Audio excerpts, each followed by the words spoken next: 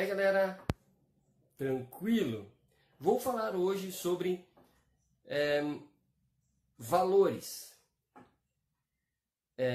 entendendo como valor a relação afetiva que somente os seres humanos têm em relação às coisas que nos cercam.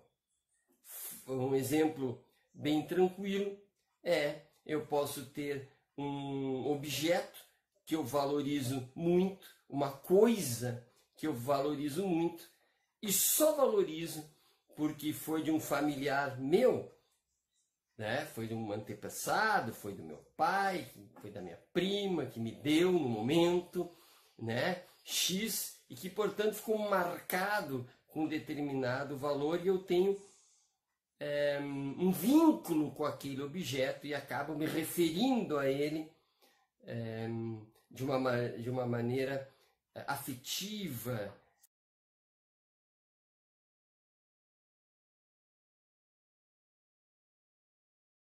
É possível que uma coisa chamada ouro, né, enquanto na natureza não tenha valor algum, somente depois encontrada pelo homem e tornado o ouro um objeto, portanto houve uma manipulação humana, passa a ter um valor.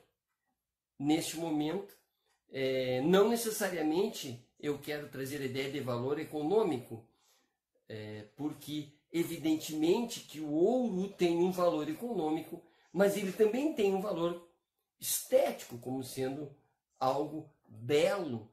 Também pode ter um valor afetivo, um brinco feito de ouro de uma pessoa amada, como eu dei um exemplo hoje. Eu quero trazer o foco para a capacidade que só o humano tem de valorar as coisas ou os objetos à sua volta, né? Assim que o homem, ou após o homem adquirir a linguagem, após o homem conviver em conjunto, em comunidade, ele desenvolveu essa capacidade de apreciar coisas que não deveriam ter valor, mas apenas no convívio humano passam a ser motivo de apreço. Eu trago esse raciocínio, essa reflexão, para que nós possamos dar um passo além, porque até agora é tranquilo, né? Percebe-se isso. Agora, vamos imaginar o ser humano de um lado, a coisa do outro. Esse ser humano vendo a coisa, objeto, né? Ou melhor, no sentido de objetificado, quer dizer, a coisa, olha a coisa e dá um valor.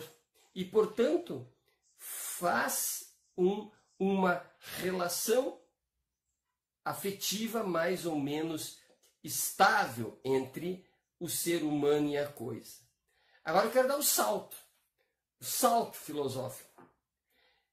E quando o ser humano, de um lado, observa outro ser humano, percebe? Antes era uma coisa e o ser humano puxava essa coisa afetivamente para a sua consciência e a valorava. Agora nós temos um ser humano que observa outro ser humano. E aqui é algo interessante. O outro ser humano nunca é coisa. O outro ser humano tem valor por si só. Ver, objeto, coisa, não tem valor por si só. O ser humano já tem valor. Só que ele está sob o olhar de um outro ser humano.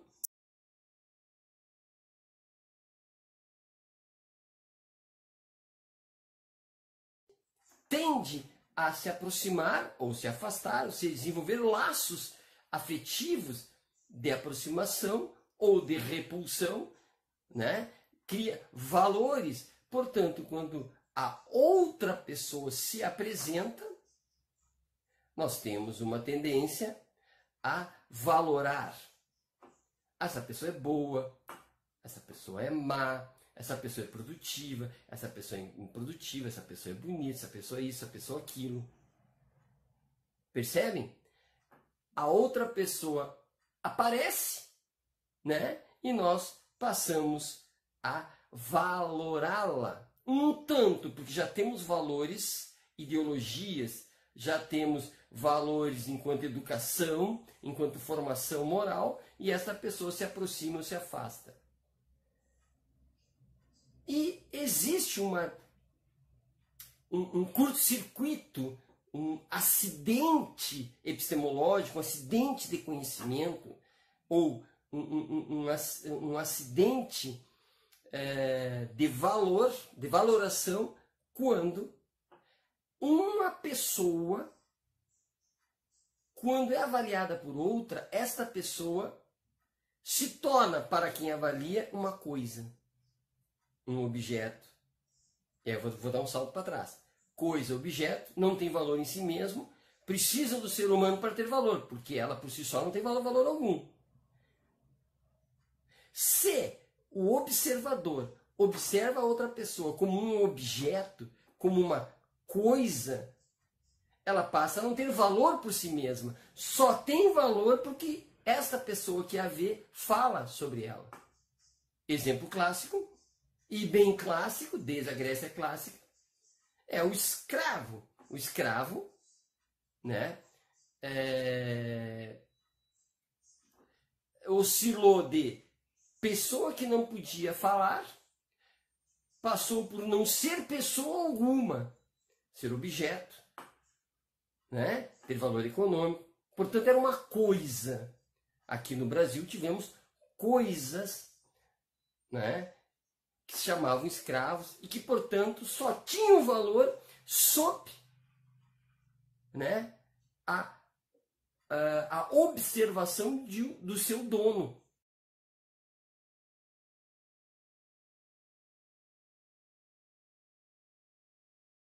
O que não cabe, evidentemente, é quando um ser humano faz observações ou valora outro ser humano. Eu diria que o ser humano ele pode ser valorado entre seres humanos depois de um patamar mínimo. Eu diria que o ser humano ele tem um patamar mínimo de valor. Depois só cresce. Qual é o patamar mínimo? Dignidade. Ser objeto de amor, né? Ser alguém que não pode sofrer, que não pode passar fome. Tem que ser alguém que seja, no mínimo, feliz entre os seus, né? A felicidade no sentido de saúde mental, saúde psicológica, entre os seus. Merecedor disso, tendo como valor, no mínimo, isso. Depois podemos valorar como um grande escritor, valorar como um grande filósofo, uma pessoa muito bela, uma mulher muito bela, um homem muito belo, mas partindo da premissa de que o homem não é uma coisa. Daqui, desta reflexão, nós podemos partir para uma visão das ideologias disponíveis hoje no nosso país.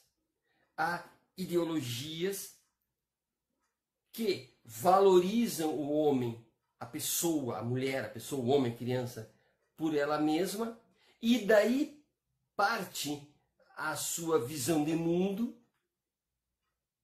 daí parte as suas convicções, ou seja, o homem, a pessoa tem valor em si mesma e tudo deve qualificar, o Estado deve qualificar, o Estado deve gastar seus recursos ou investir seus recursos na pessoa, e o que vier daí está bem, porque é um investimento na pessoa, e o objetivo do Estado é a pessoa, porque a pessoa tem valor absoluto, seja ela quem for, da penitenciária ao pós-doutorado e não sei o que, é uma pessoa, portanto o Estado existe para a pessoa. Percebe? O Estado tem um objetivo, né? Continuar valorizando e valorizar cada vez mais o ser humano. Ponto.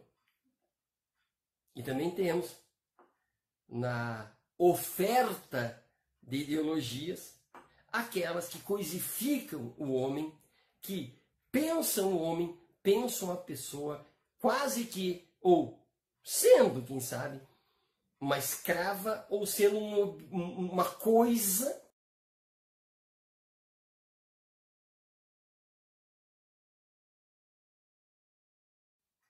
Veja, quando alguém se torna, um exemplo, eu poderia pensar muitas coisas, se torna desempregado e, portanto, passa a não ter valor algum, ele retorna ao mundo, quase que um mundo inorgânico, inanimado, ou seja, ninguém mais dá bola, porque ele não tem mais valor, ele deixa de ter salário, ele não consome, portanto ele pode morrer de fome, ele pode ir para onde quiser, não me importa mais, pode morar no meio da rua, porque não tem mais valor. Os homens, as pessoas, o Estado, olha para esse indivíduo e diz, a partir de agora tu és coisa, porque tu não tem mais serventia. As pessoas que te olham, o Estado ao te olhar, não te valoriza mais.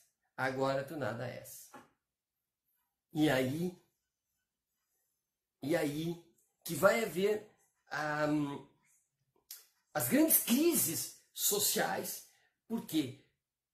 Porque não é possível, é indefensável a afirmação de que há sujeitos que não são sujeitos, que há humanos que não são humanos, ou pessoas, humanos, sujeitos que não têm valor em si mesmo. Precisa ter valor para o mercado, ou precisa ter o valor para outras pessoas, ou ter valor para.